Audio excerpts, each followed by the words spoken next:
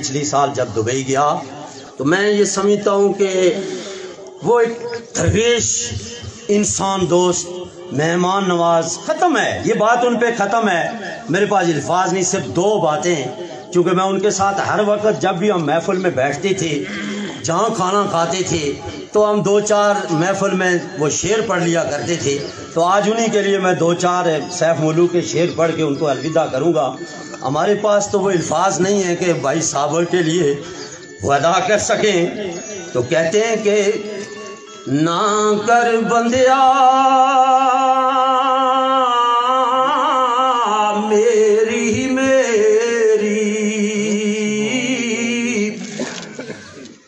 نہ کر بندیا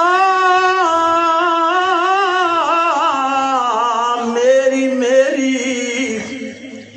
اے دنیا نہ تیری نہ میری،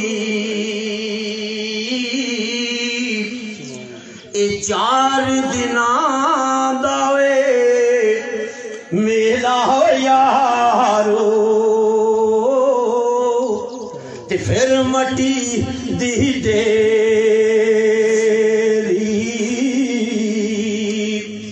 آخر صابر صاحب کے لیے کہ جا یار حوالے رب دے تے میلے چار دناں دے،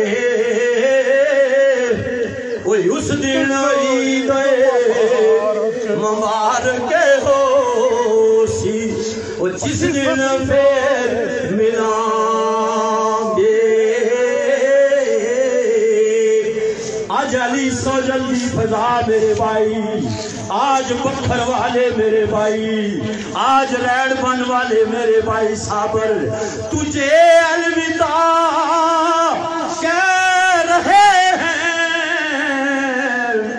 ہمارا وجدان کہہ رہا ہے کہ تو جنت کی فضا ہوں میں، محمد رسول اللہ صلی اللہ علیہ وسلم کے ہاں شفاعت کا مقام تجھے ملے گا۔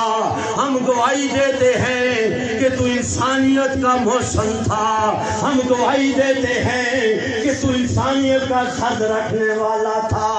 جاؤ یار حوالے رب دے، اس دن عید مبارک ہو سی، جس دن پھر ملیں گے۔ محترم حافظ سعید صاحب چونکہ بات نہیں کر سکتے، وہ سب مہمانوں کا شکریہ ادا کر رہے ہیں۔ اس لیے اسلام میں ایڈوکیٹ لطیف صاحب، جناب مولانا مقبول صاحب علیہ السلام سے تشریف لائے جی، اور جو بھی اس دوران تشریف لائے، میں ان کا شکر گزار ہوں، ان کو وقت نہیں دے سکا۔ میں بلا تاخیر